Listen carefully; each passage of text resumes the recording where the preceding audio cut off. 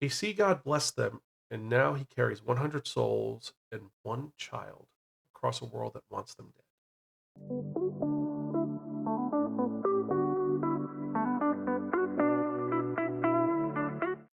I'm Zan, konnichiwa, aloha, buongiorno, and what's up?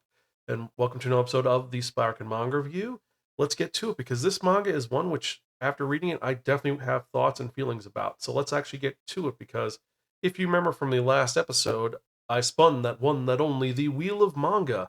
And it dictated today reviewing a manga that was created by one of the kohais of Kentaro Mori, the creator of Berserk. And what is this manga that we're talking about? We are talking about Centuria. This is by Tohru Kuramori, and this just came out. And this is an insane story. It is a story of Julian, a young man who was a slave to a blacksmith who, after killing his master, he decides to run away and ends up on a slaver ship. Now, as you can guess, that doesn't end well being a stowaway on a ship filled with slavers. It's going across the Alode zone. And they're pretty much going to throw him off the ship until one woman, a lady named Mira, is willing to protect him by saying that she's willing to split her portion of food for him in exchange for him being on the ship. Because he's willing to work, it's just there's not enough food. And then with the pregnant lady saying she's going to split food, suddenly all of the other slaves are willing to give some to both of them to make them okay. So at this point, Julian is now slave number one on the ship. And in thanks to this woman who helped him, he ends up using his blacksmith skills to fix a knife that she had and just thanks her and is curious as to why she saved him. And she says, well, it lets us maintain our pride as human beings. It's what makes us who we are. In a world where people are mean and sad, I want my child who's going to be born to live in a happy world, to have a happy life. And I would like the same for you. And Julian's kind of confused by this because he's from a his mom abandoned him to the blacksmith, and things are not going well. And this lady is being so kind to him that he ends up kind of learning more and sympathizing for this lady who is essentially becoming an adopted mom. And she's willing to comfort him when he's feeling down, and he ends up like this is his mom, essentially, because he's 13 years old at this point.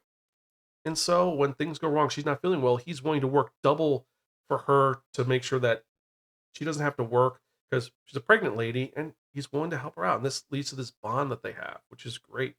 And the other workers and slaves are willing to help out too because this is a good lady and he's a good man. You know, it's a good kid and a good lady and things are going well, which is a beautiful moment. But things don't always end happy, especially with the situation that they're on a slaver ship because as they go through the Alode zone, which is a cursed zone, supposedly there are monsters in this area of the ocean, which is apparently a shortcut that you can go through. But with the waves crashing and things going bad, the captain and the crew get a brilliantly horrible idea.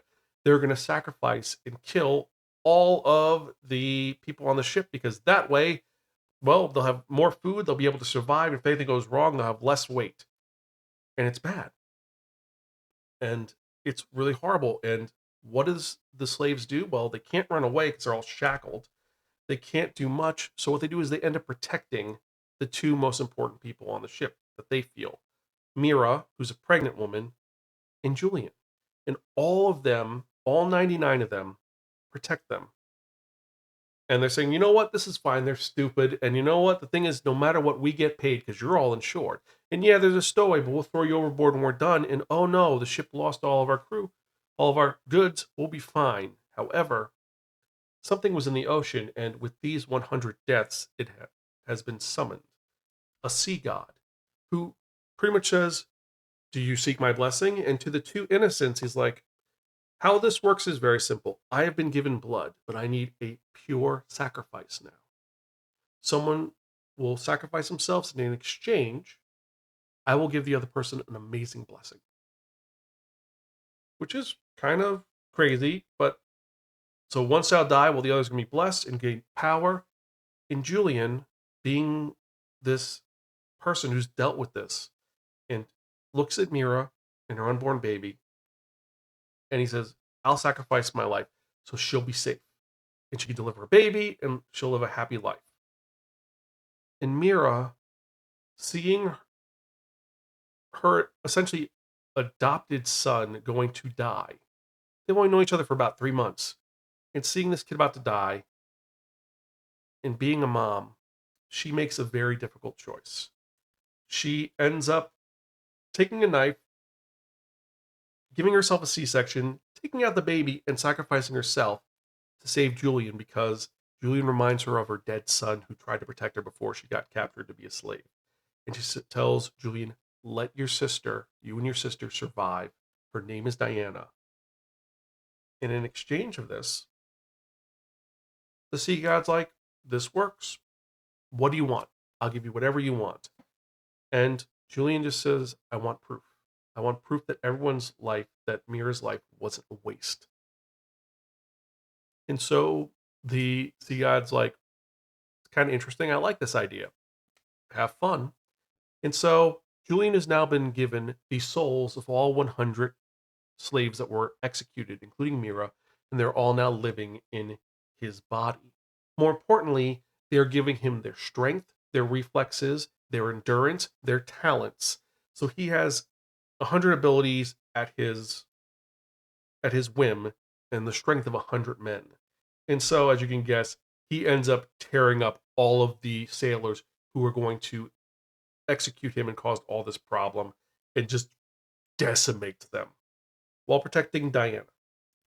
And afterwards, the god's like, well, here's a boat for you. You have my blessing. Nothing in this ocean shall ever harm you because you are my blessed. And he's sent off to land, which he says you'll be there in one day because they're right next to the land, apparently. And this is the beginning of this story, which ends so messed up because when he ends up on land, he meets someone awesome, nice, sweet. But since he is the chosen of the sea god, many bad things are in store for him, including a prophecy involving his new adopted sister that will have the king and several others hunting after them forever. And this is the story of Centuria, meaning 100, because he has 100 lives and 100 strengths. And the art is beautiful in this. It is violent. It is vicious. And I didn't show you any more because I just want to give you a taste. I know I spoiled the first chapter, unfortunately, but that is the beginning of this because so much goes on. This has an adopted family, I don't want to say acolyte, but more importantly, a completely zealot priestess who wants nothing more than to make sure that Diana is dead because it will cause problems. A king who's immortal, and other members who are blessed by the sea god, or maybe related to someone blessed by the sea god. There are tons of characters in this, all unique, all varied, all violent. Think a Berserk story with someone who is innocent. And that's the other thing. There is one character in this who shows up who has the ability to burn sin. So the more you sin, the stronger their fire is where they can burn you. And he goes up against Julian, who has the strength of 100 men, who can hurt people, and the souls of 100 men, meaning he has 100 lives. Well, it gets kind of confusing because he has 100 lives, and only in dire circumstances do one of the lives burn out. So then he still has like 99, 98, 97. It's not like he gets stabbed and killed and then he's fine. No, he'll get stabbed and he'll be okay. But if it's worse damage, then he'll die. But in this situation, when this guy with the flame power tries to burn Julian, it's a sputter because he's pure. He is a good person. It's not that he's a bad person. He's a good person. Yeah, he kills people, but he's a and fundamentally a righteous person. So it's not sin. It's kind of fascinating. And the premise of the fact that he has 100 lives, so he can't die. He gets stabbed tons of times in the series. Essentially, think Blade of the Immortal mixed with Berserk, with the cursing, and that's kind of the situation. But then you have all these beings in him who give him different abilities, like for My Hero Academia, the other members of one One for All, where all of them are in his body, giving him different abilities. Kind of the same thing. So it's an interesting premise and a really cool story. When I read this, there's only one volume out right now. Only volume one. Only does 4 chapters. I had to read the rest of the series, and I binged the entire series through means, which I'm not going to condone, but I went through all of it. And this series is addictive. It's engaging, it's intriguing. There's tons of different characters involved. There are villains upon villains. There's a character who seems like he's a villain, but he's not a villain. So it kind of confuses the moment. But overall, this is an exceptional story.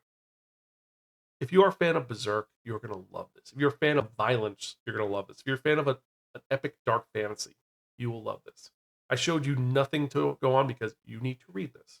And as you probably can guess, I'm going to have to give this a really, really, really cool read it now.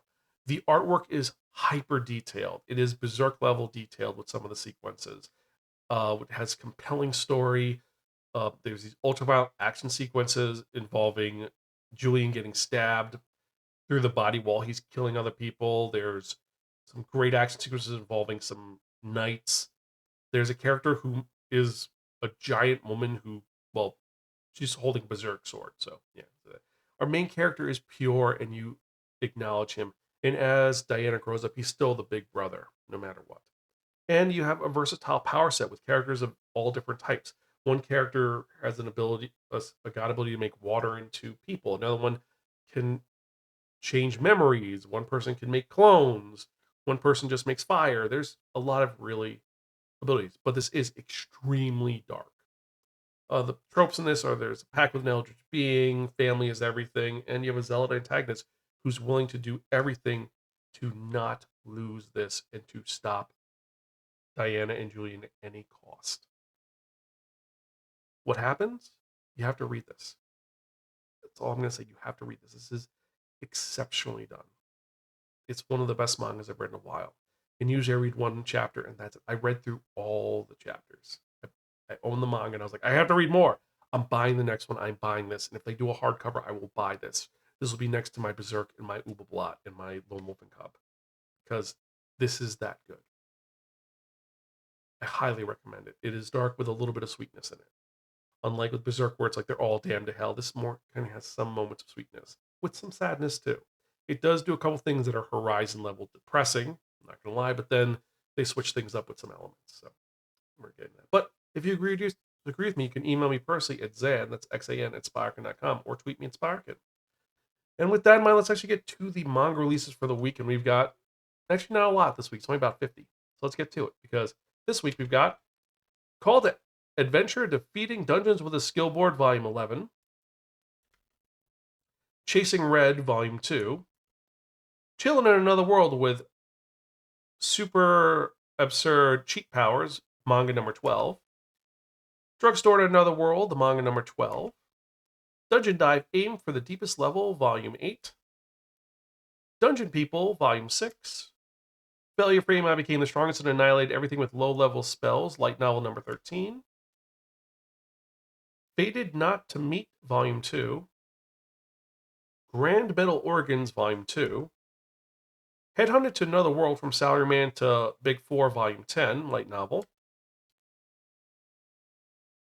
Hidetake Tenjin's Artistry of Gundam, the art book. His Majesty the Demon King's Housekeeper, Volume 12. Hokkaido Gals Are Super Adorable, Volumes 3-4. Haniko Akaban's Bodyguards, Volume 8. Haran of the Closed Kingdom, Volume 1. Logos, The World of Final Fantasy XVI, art book. The Lying Bride and the Same-Sex Marriage Debate, Volume 2. Maiden Abyss, Volume 14. Magic Artisan Dahlia Wilts No More, Volume 8. The Masterful Cat is Depressed Again Today, Volume 11. Miss Kobayashi's Dragon Maid, Volume 10. This is Elma's Office Lady Diary. We also have Miss Kobayashi's Dragon Maid, Kana's Daily Life, Volume 14. Nakamura-san, The Uninvited Gyaru, Volume 5. Nanakaru, Volume 4, Black Label Edition. So this is the special edition with that. Then we've got Omega Megara, Volume 3. Omniscient Reader's Viewpoint, Volume 3. The Pipe Machine, Volume 1 and 2. Rowdy Storm, Volume 4. Reborn as a Space Mercenary, Manga number 10. Reincarnated as a Mafia in a Mafia Dating Sim, Volume 4. Seven Deadly Sins, The Four Knights of the Apocalypse, Volume 21. Shangri-La Frontier, Volume 21. The Tale of Luvelia Kingdom, Volume 1. That Time I Got Reincarnated as a Slime, Volume 29 of the light novel. Villain Actor, Volume 2. When a Clueless FPS Player Falls into Another World. And last and certainly not least, we've got Wisteria Wand and Sword, Volume 12. So these are the manga releases for the week. We've got some really good ones, some really bad ones, and a couple of last volumes. And which of these are you most excited about? Let me know. Email me at zanspiker.com. But for me personally, my top 5 this week are going to be, well, at the top is going to be Hidetaki Tenjin's Artistry of Gundam, the art book, because there are tons of Gundam art in this. It looks really cool. Then we have Horan of the Closed Country. This is a new series that looks kind of beautiful and sad. The Pipe Dream is a digital-only manga that has some very unique artwork, so that could be pretty cool. The Tale of Lulavia Kingdom, the concept is, royalty and servants falling in love. Could be good, could be bad. And then when a clueless FPS player falls into another world, I'm curious to see how a FPS player is going to deal with fantasy world. Are they going to adapt, or are they going to do horrible? Do they get a gun? We're going to have to wait and see. But these are my picks for this week. So let me know your picks. Let me know. Email at zanspiker.com.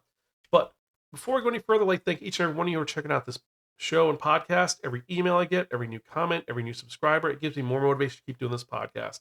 And I love doing this. I've been doing this since 2008, and I want to keep going until I'm an old man who reads manga with thick glasses and large print manga. So definitely keep sharing. Tell your friends about this. Subscribe. Send me emails. Leave comments down below. Let me know your thoughts. And if you are watching on YouTube, as always, remember to like, share, subscribe, and click on that bell for notification when we release new episodes. And with that in mind, let's actually get to it, because this is the most popular part of the podcast, arguably. And what are we talking about? We are talking about that one, that only, the Wheel of Manga! Yes, friends, the Wheel of Manga, except no substitute. Now, what is the Wheel of Manga? The Wheel of Manga is a wheel of fortune with 10 slots on it. What I've done is I've assigned manga top to each of the 10 slots. So we're going to do is spin the wheel. Whatever number it lands on, that's the manga review in the next episode of the Spiraken Manga Review, episode 624. We're almost at 625. Can you believe it?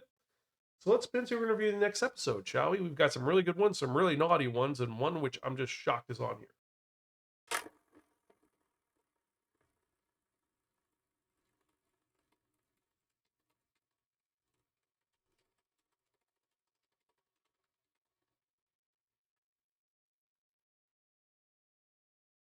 Number 4. So in the next episode, I'm going to be reviewing Assassin and Cinderella. This is apparently the story of someone trying to kill someone else, and then they end up falling in love in a weird Cinderella-esque style. Is it going to be good? Is it going to be bad? We're going to have to wait and find out. But anyway, as usual, I hope you enjoy this episode. I am your host, Zan. I am Gonzville. I'll catch you guys next time. And as always, keep reading manga. I will see you later.